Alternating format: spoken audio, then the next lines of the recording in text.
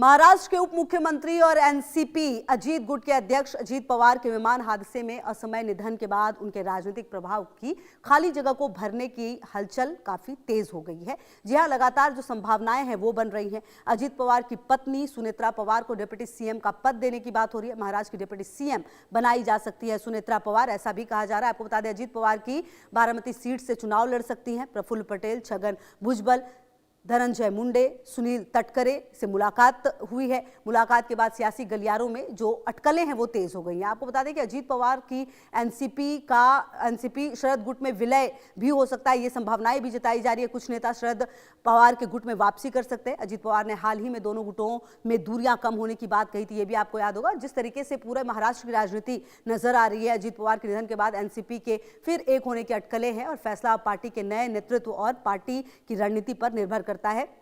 तो कुल मिलाकर आपको बता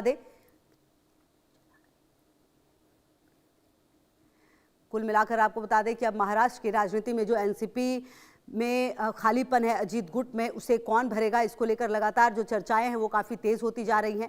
क्योंकि अगर आप समझें और देखें तो बहुत कुछ अभी भी डिपेंड करता है। और आपको बता दें कि सवाल ये उठने लगा है कि क्या सुनेत्रा पवार को जिम्मेदारी मिलेगी पार्टी की कमान। क्योंकि देखिए, पार्टी में जिस तरीके से अभी खालीपन है, पार्टी जिस तरीके से भावनात्मक रूप से भी काफ़ी कमज़ोर है, ऐसे में क्या सुनेत्रा को ही वो जिम्मेदारी दी जाएगी कि जो सांसद हैं उनको साथ लेकर चले, पूरी एनसीपी को साथ लेकर चले, एकजुट रहे एनसीपी। ये जिम्मेदारी क्या अब उनके कंधों पर ही होगी? क्योंकि कहीं ना कहीं अब देखिए, ये राजनीति है और राजनीति में सारे खेल संभव हैं। ऐसे में अगर आप देखें तो क्या इन तमाम अटकलों के बीच ये भी कहा जा रहा है कि क्या जो एनसीपी अजीत पवार गुट के, क्या उनकी जो विधायक हैं वो टूटकर शरद पवार गुट में जा सकते हैं? और अगर ऐसा हुआ तो महाराष्ट्र में जो बीजेपी सरकार है उसको कितना खतरा हो सकता है? ये सारी चीज़ें लगातार अब कैलकुलेट की जा रही हैं। और कहीं ना कहीं अब देखना ये है कि जो अजीत पवार की एनसीपी है, आखिरकार उसको कौन संभालेगा और किस तरीके से आगे लेकर जाएगा।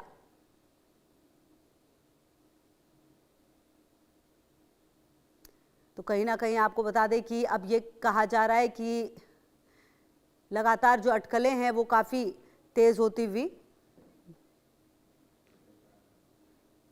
तो अब आपको बता देते हैं ग्राफिक्स के जरिए, ये आप देखिए, ये विधानसभा चुनाव 2024 का हम पूरा आपको आंकड़ा बता रहे हैं। महाराष्ट्र में एनसीपी के 41 विधायक हैं, अब ये 40 रह गए हैं क्योंकि अब खुद अजीत पवार नहीं हैं।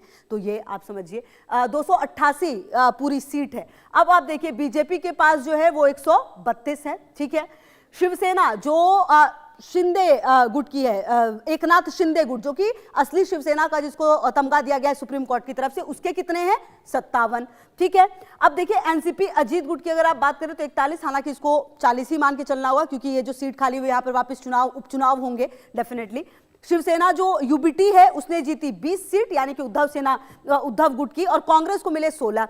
अब एनसीपी देखिए, शरद गुट को देख लीजिए आप तो 10 रही सीट, जन सुराज शक्ति को 2, समाजवादी पार्टी 2, एआईएमआईएम 1 और अन्य जो है वो 7। अब देखिए, अगर कुछ विधायक अजीत पवार गुट के, मान लीजिए जो एनसीपी है उसके अगर कुछ उठकर शरद पवार के पास भी चले जाते हैं, इस गुट में भी चले जाते हैं, तो बहुत ज्यादा देखिए दिक्कत वाली बात नहीं है। क्योंकि अगर आप 288 को देखें तो 145 जो बहुमत का आंकड़ा है, तो कुल मिलाकर जो दिक्कतें हैं वो होती हुई नजर नहीं आ रही हैं और जो बीजेपी है वो सेफ दिख रही है। क्योंकि देखिए, जो एकनाथ शिंदे हैं वो लगातार साथ ही नजर आ रहे हैं बीजेपी के।